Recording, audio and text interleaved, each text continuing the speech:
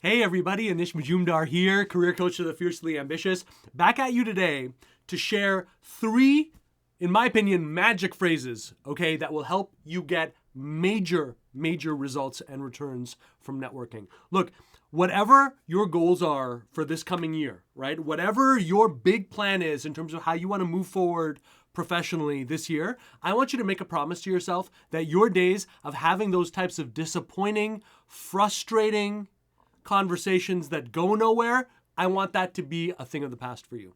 All right? And a big part of that has to do with how you handle yourself in these situations. You know, there is no excuse for any of us in our day and age to be having a professional conversation that never gets professional. There is no excuse to ever have a conversation that is going into a real place about looking to solve real problems that then gets sabotaged because, hey, you know what? I thought we were just getting to know each other. I thought it was just a coffee that we were having. So I really want you to expect more from your networking. I want you to expect offers. I want you to expect traction. I want you to expect opportunities and avenues to make money, to have an impact that were not immediately obvious, that you did not have access to before. Otherwise, why do it? The number one reason people get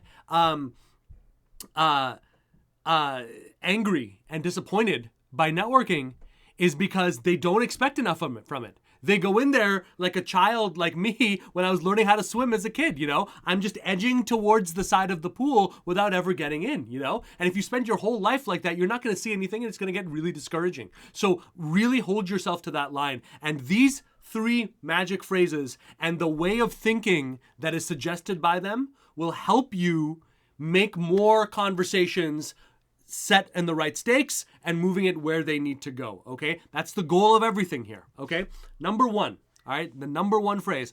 I cannot tell you how many times this has saved my butt and how many other times where I would have been locked into a fractious relationship or a conflict relationship, this phrase has saved my butt, okay? Could I ask your permission? That's it. Could I ask your permission? May I have your permission? Can we look at this? Can we return to what you mentioned just a little while ago? Is that okay if we spend some time taking a look at this and unpacking this? By using that simple phrase, I have just removed any avenue that you would have to make this a me versus you. By saying that, I'm saying, here's my hand. Let's look at this together. Let's move forward together and take a degree of shared ownership for where this conversation and where these problems and the solution goes. And it is tremendously powerful when you're especially trying to build a relationship with someone who has a strong personality, you know? You don't want to get into this, but this is a way to be sort of like Aikido, you know what I mean? You're just redirecting that energy. Do I have your permission? Is it all right if we take a look at this? Phenomenal, absolutely phenomenal for getting deep into some really heavy dark waters in terms of what problems this person might be dealing with without getting the hackles up, okay? Immediately important. Print it out, write it out. Do I have your permission? Can I ask your permission, okay? It is a magical concept. And if you're running into that, you're feeling like, hey, we're talking about something interesting, but I can feel the walls are going up, use this phrase. Watch it come back down, okay? Here's the second one. How is that working for you? Right? Dr. Phil very famously uses a version of that line, right? But it's a great tool, a great phrase to have in your arsenal, right? How is that working for you? A lot of people will say, hey, listen, you know what? Yeah, I know you're in IT. We got a great IT plan. You know what I mean? Okay, great. How is that working for you? How have you guys been able to manage the recent pandemic? How have you guys been able to adapt? Surely the playbook must be different post-pandemic than it was pre-pandemic, right? So what are the big 2 or 3 changes that are in play right now? Tell me what your accounting, your payroll is working the way that you want. Just, do I have your permission? See what I'm doing here? Do I have your permission to look at the last 3 months here? You know, broad strokes. You don't have to give me the exact numbers, but how has it been going? Has it been trending up, trending down, plateauing? Where are we at, right? How has that been working for you? Don't just take an employer or anyone that you're building a relationship with, don't just take a huge assertion at face value. Right? No doctor would ever see a patient and who's, manifesting the signs of diabetes or some other serious illness. And the person said, no, I'm fine. Don't worry. I'm just feeling, oh, you are? Oh, great. Okay, great. I guess we're done, right? No, you're a professional, right? That means you have to go deeper than just someone's initial perception of it, right? Explore, go deeper, and ask yourself, how is that going for you? If you guys have this well in hand, how happy are you with the results? Why are you guys looking for a new hire at this stage? Early on, usually companies only do that, or people are only looking to do that when there's a major issue, right? How is that working for you? If you feel good with the track record you and your teams have done, why are you doing X? Why are you doing Y? Right? How is that working? What's the next step going to be, right? So it's a fantastic way to call someone, to invite closer analysis.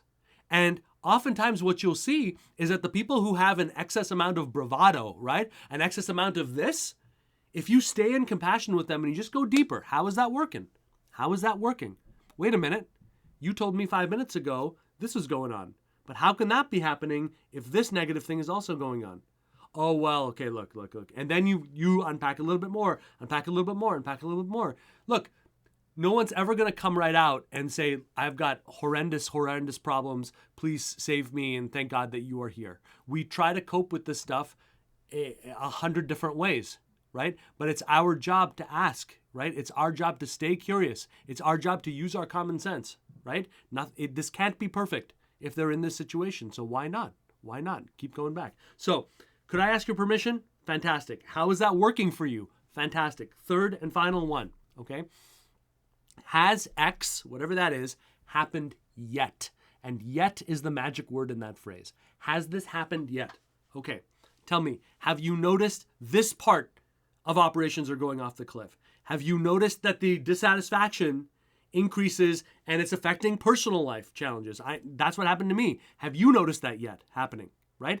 Yet is a wonderful way to future state out a situation. So especially if someone is dealing with a series of problems that you can solve, for example, but they're just having problems connecting with the urgency, right? Connecting with how bad it is. Listen, I've spoken with people in my capacity as a career coach.